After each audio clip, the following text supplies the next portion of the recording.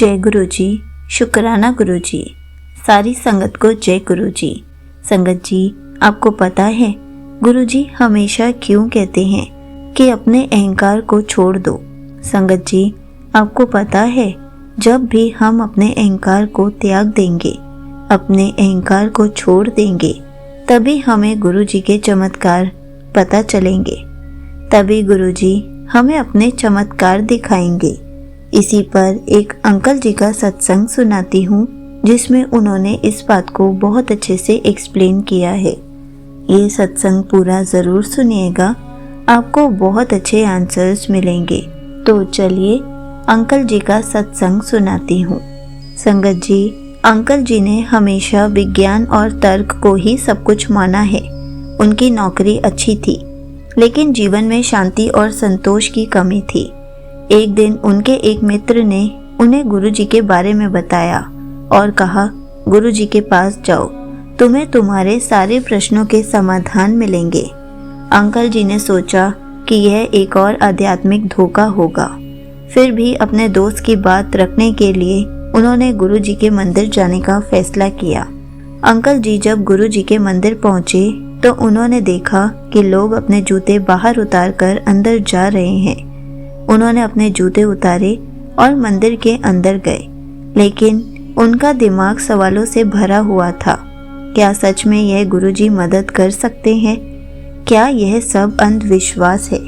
जब वे गुरुजी के स्वरूप के सामने खड़े हुए तो उन्हें ऐसा लगा जैसे गुरुजी मुस्कुरा रहे हों। उनके दिल में एक अजीब सी शांति का अनुभव हुआ। अंकल जी के मन में चल रहे सवालों का जवाब जैसे उन्हें खुद ब खुद मिल गया था। जैसे ही अंकल जी दर्शन करके लंगर प्रसाद करने बैठे तो आपस में एक संगत बात कर रही थी कि गुरु जी के वचनों में है, जब तुम अपने जूते बाहर उतारते हो तो अपनी बुद्धि भी बाहर छोड़ दो। मेरे सामने केवल श्रद्धा और समर्पण काम करता है। अंकल जी ने इसे समझा कि तर्क और सवालों से भरे मन से गुरु जी की कृपा को अनुभव नहीं किया जा सकता। अंकल जी उस टाइम सोच में पड़ गए कि ये क्या टॉपिक पे बात कर रहे थे, कि क्या सच में गुरु जी के सामने केवल श्रद्धा और समर्पण ही काम करता है? मुझे मेरे सवालों के जवाब कैसे मिलेंगे? वो ये सोचते सोचते अपने घर वापस चले गए। कुछ दिनों के बाद अंकल जी के ऑफिस में एक बड़ा प्रोजेक्ट आया जिसे पूरा करना असंभव लग रहा था। डेडलाइन पास थी, टीम में कोई सहयोग नहीं था और अंकल जी पर बहुत दबाव था।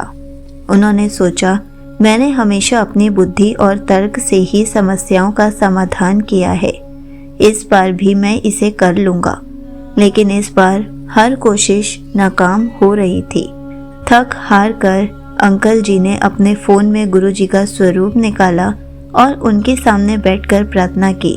उन्होंने कहा, गुरु जी, मैं सब कुछ करने की कोशिश कर चुका हूँ, लेकिन असफल रहा। अब मैं सब कुछ आपके ऊपर छोड़ता हूँ, कृपया मेरा मार्गदर्शन करें। प्रार्थना के बाद उन्होंने गुरु जी का मंत्र जाप करना शुरू किया। ओम नमः शिवाय, शिव जी सदा सहाय। ओम नमः शिवाय, गुरु जी सदा सहाय।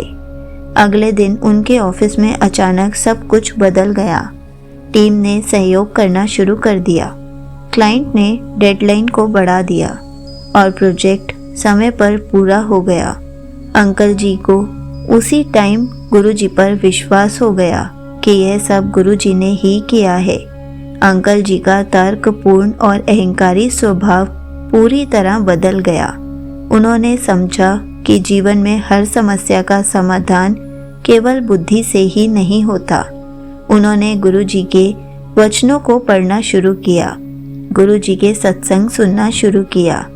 जैसे ही उन्होंने गुरु जी के वचन पढ़े, तब अंकल जी को समझ आया कि ये बात वहाँ पे क्यों चल रही थी कि जब आप मंदिर में जूते उतारते हैं तो अपनी बुद्धि भी बाहर छोड़ दें। यह गुरु जी का दिव्य संदेश है। बुद्धि छोड़कर श्रद्धा और विश्वास से जुड़ना है, तभी तो गुरु जी अपने करिश्मे दिखाएंगे। अब अंकल जी हर काम से पहले गुरु जी से प्रार्थना करते हैं और अपनी श्रद्धा को बनाए रखते हैं, उनके वचनों को सुनते हैं। रोज उनके सत्संग सुनते हैं। अब अंकल जी का जीवन शांत, सुखी और समृद्ध हो गया है। यहीं पर अंकल जी का सत्संग समाप्त होता है।